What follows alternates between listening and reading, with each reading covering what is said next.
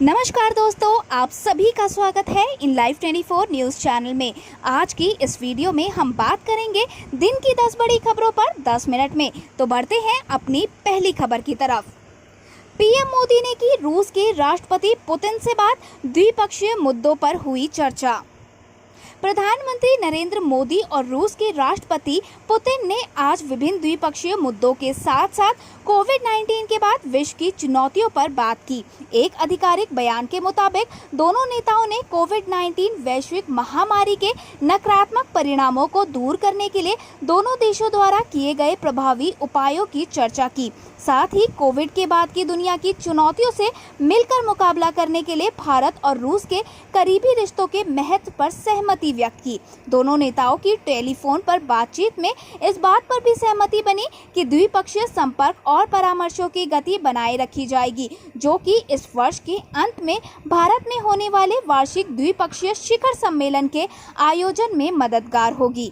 इस वार्ता के दौरान प्रधानमंत्री ने द्वितीय विश्व युद्ध में विजय की 75वीं वर्षगांठ के अवसर पर मनाए जा रहे समारोहों की सफलता और रूस में संवैधानिक संशोधनों पर वोट के सफल समापन के लिए गर्मजोशी से बधाई दी। प्रधानमंत्री ने 24 जून 2020 को मॉस्को में आयोजित सैन्य परेड में एक भारतीय टुकड़ी की भागीदारी को याद करते हुए इसे भारत और रूस की जनता के बीच स्थायी दोस्ती का प्रतीक भी बताया।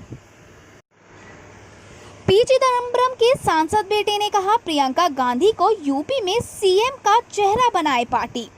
दिल्ली का सरकारी आवास खाली करने का नोटिस मिलने के बाद से कांग्रेस महासचिव और यूपी प्रभारी प्रियंका गांधी के अगले कदम को लेकर खूब चर्चा है। नोटिस को लेकर प्रियंका गांधी की तरफ से तो कोई प्रतिक्रिया सामने नहीं आई, लेकिन उनके नजदीकी सूत्रों ने साफ कर दिया है कि प्रियंका गांधी का नया ठिकाना अब लखनऊ होगा। इन सबके बीच पी चिदम्बरम के बेटे और कांग्रेस सांसद कीर्ति चिदम्बरम ने प्रियंका गांधी को यूपी में मुख्यमंत्री का उम्मीदवार बनाए जाने की वकालत की है। कीर्ति ने ट्विटर पर लिखा है, राष्ट्रीय स्तर पर कांग्रेस को पुनर्जीवित करने का रास्ता उत्तर प्रदेश से होकर गुजरता है। पार्टी को अपना इरादा स्पष्ट करने के लिए प्रियंका गांधी को उत्तर प्रदेश में मुख्यमंत्री का उम्मीदवार घोषित करना चाहिए। प्रियंका गांधी को लखनऊ में ही रहकर कमान संभालनी चाहिए। वहीं सूत्रों की माने तो प्रियंका गांधी मिशन 2022 के लिए ज़्यादा वक्त यूपी में बिताएंगी और लखनऊ में इंदिरा गांधी की मामी का घर कौल निवास प्रियंका गांधी का ठिकाना होगा। हालांकि इस बारे में अभी कोई भी आधिकारिक तौर पर बताया नहीं गया है। इसके साथ ही आपको बता दें कि पिछले साल एसपीजी सुरक्षा हटने के बाद कल 1 जुलाई को प्रियंका गांधी को लोधी एस्टेट वाला सरकारी घर महीने भर में खाली करने का नोटिस मिला है। यहां प्रियंका करीब 2 दशक से रह रही है। घर खाली करने को लेकर नोटिस मिलने के बाद कांग्रेस, बीजेपी और मोदी सरकार पर लगातार हमला बोल रही है। अब हाईवे प्रोजेक्ट और एमएसएमई सेक्टर से चीनी कंपनियों को दूर रखेगी मोदी सरकार। लद्दाख सीमा पर भारत और चीन के तनाव के बीच चीन को झटका देते हुए केंद्र सरकार के एक और मंत्रालय ने चीनी कंपनियों को प्रतिबंधित कर दिया है। केंद्रीय सड़क एवं राजमार्ग मंत्री नितिन गडकरी ने साफ कहा है कि राजमार्ग निर्माण के किसी भी ठेके में चीन कंपनियों को भाग लेने की अनुमति नहीं दी जाएगी। यही नहीं, उन कंपनियों को भी दूर रखा जाएगा जिनमें चीन की किसी कंपनी की हिस्सेदारी होगी या संयुक्त उपक्रम होंगे। सूत्रों की माने तो चीन को लेकर काफी पहले से ही मंत्रालय सतर्क था। यही कारण है कि पिछले कुछ वर्षों में सीधे तौर पर चीन की किसी भी कंपनी को भारत में सड़क निर्माण का ठेका नहीं दिया गया। गडकरी के मुताबिक एमएसएमई सेक्टर में भी चीनी निवेशकों को अनुमति नहीं दी जाएगी। 424 करोड़ रुपए की धोखाधड़ी के मामले में सीबीआई ने संतोष ओवरसीज के निदेशक सुनील मित्तल के ठिकानों पर की। केंद्रीय जांच ब्यूरो यानी कि सीबीआई ने आईडीबीआई बैंक के नेतृत्व में 7 बैंकों के कंसोर्टियम की शिकायत पर बुलंदशहर स्थित निजी कंपनी और उसके निदेशक और अन्य अज्ञात लोगों के खिलाफ एक मामला दर्ज किया है। साथ ही दिल्ली और उत्तर प्रदेश में छापेमारी भी की है। इस दौरान अनेक अहम दस्तावेज मिलने का दावा किया गया है। सीबीआई प्रवक्ता आर.के. गौड़ के मुताबिक बुलंदशहर स्थित संतोष ओवरसीज कंपनी और उसके निदेशक सुनील मित्तल ने अज्ञात अधिकारियों के साथ मिलकर षड्यंत्र रचा और इसके तहत आईडीबीआई बैंक के नेतृत्व में 7 बैंकों के समूह से 424 करोड़ रुपए से ज्यादा का लोन लिया। इसके तहत इन बैंकों ने बुलंदशहर की इस कंपनी को बैंकिंग क्रेडिट का लाभ भी दिया था। आरोप है कि कंपनी ने अपने अन्य चालू बैंक खाते से दूसरे बैंकों में भी खुलवाए हुए थे और इन 7 बैंकों की जानकारी में लाए बिना ही कंपनी ने सामानों की खरीद फरोख्त की और ऐसी कंपनियों को पेमेंट किया जिनके पास टिन नंबर तक नहीं थे, यानी जिन कंपनियों के पास सामान खरीदने बेचने का आधिकारिक पंजीकरण भी नहीं था, ऐसी कंपनियों से खरीद फरोख्त दिखाई गई। इसके चलते इन बैंकों को 424 करोड़ रुपए से ज्यादा का चूना लगा है। बैंक की शिकायत के आधार पर सीबीआई ने आज मुकदमा दर्ज कर आरोपी कंपनी और उसके निदेशकों के दिल्ली और यूपी स्थित ठिकानों पर छापेमारी की। सीबीआई का दावा है कि इस छापेमारी के दौरान अनेक महत्वपूर्ण दस्तावेज बरामद किए गए हैं, जिनकी जांच का काम अभी जारी है। आपको बता दें कि पिछले 2 महीने के दौरान से सीबीआई ने बैंकों को सैकड़ों करोड़ों रुपए का चूना लगाने के आरोप में अनेकों कंपनियों के खिलाफ आपराधिक कार्रवाई की है।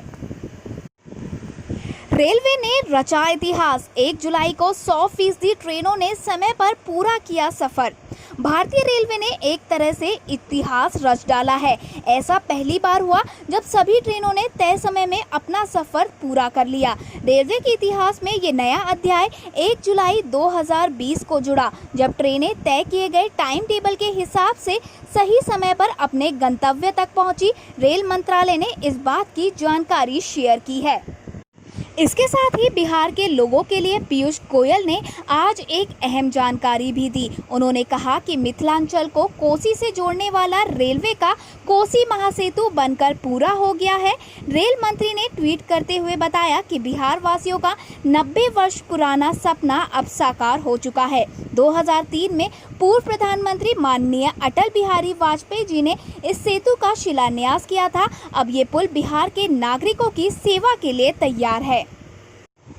चीन के 59 प्रतिबंधित ऐप्स को गूगल प्ले और एप्पल स्टोर से हटाया गया।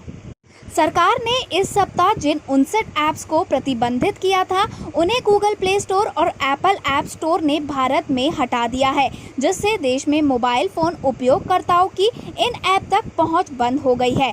भारत ने सोमवार को टिकटॉक, यूसी ब्राउज़र, शेयरइट और वीचैट सहित चीन से संबंध रखने वाले 59 ऐप पर प्रतिबंध लगाते हुए कहा कि ये ऐप देश की संप्रभुता, अखंडता और सुरक्षा के लिए पूर्वाग्रह से ग्रस्त थे। 2011 वर्ल्ड कप फिक्सिंग मामले में कुमार संगकारा से हुई 5 घंटे तक पूछताछ, लोग करने लगे प्रदर्शन।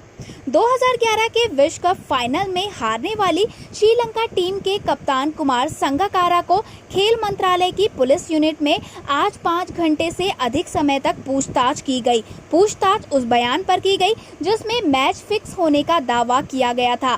ऐसे में आज जिस समय संगकारा से पूछताछ हो रही थी, उसी समय खेल मंत्रालय के कार्यालय के बाहर जांच का विरोध किया गया था। आपको बता दें कि खेल मंत्रालय ने श्रीलंका और भारत के बीच 2011 के विश्व कप फाइनल में पूर्व खेल मंत्री महिंदानंदा अलुतगामगे द्वारा लगाए गए आरोप के बाद जांच शुरू की। 18 जून को अलुतगामगे ने कहा था कि 2011 क्रिकेट विश्व कप फिक्स किया गया था। नेपाल में सियासी हलचल हुई तेज, देश को संबोधित करेंगे ओली, बजट सत्र किया गया रद्द। नेपाल के सियासी हलचल तेज हो चुकी है। भारत के खिलाफ बयानबाजी को लेकर प्रधानमंत्री केपी शर्मा ओली पर पद छोड़ने का दबाव बढ़ता जा रहा है। इस बीच ओली आज देश को संबोधित करने वाले हैं। उन्होंने राष्ट्रपति विद्या देवी भंडारी से शीतल निवास पर मुलाकात की है। इसको देखते हुए ओली के प्रधानमंत्री पद से इस्तीफा देने की अटकलें भी शुरू हो गई है। वहीं नेपाल सरकार ने संसद के बजट सत्र को रद्द करने का फैसला किया है। हांगकांग के नागरिकों को सुरक्षित पनाहगाह देने पर विचार कर रहा ऑस्ट्रेलिया। ऑस्ट्रेलिया के प्रधानमंत्री स्कॉट मॉरिसन ने आज कहा कि उनका देश चीन की ओर से लगाए गए विवादास्पद कानून से चिंतित हांगकांग के नागरिकों को सुरक्षित पनाहगाह देने की पेशकश करने पर विचार कर रहे हैं। हांगकांग में लोकतंत्र समर्थकों का आरोप है कि चीन द्वारा लागू किए गए इस विवादित राष्ट्रीय सुरक्षा कानून का मुख्य उद्देश्य लोकतंत्र समर्थकों पर लगाम लगाना और उनके खिलाफ कार्रवाई करना है। धन्यवाद। आगे की और बड़ी खबरों के लिए बने रहिए हमारे साथ इन लाइव 24 न्यूज़ चैनल में। और अगर आपको हमारी ये वीडियो पसंद आई हो तो प्लीज़ लाइक और दोस्तों के साथ शेयर करना ना भूलें और जाने से पहले हमारे चैनल को सब्सक्राइब ज़रूर करें।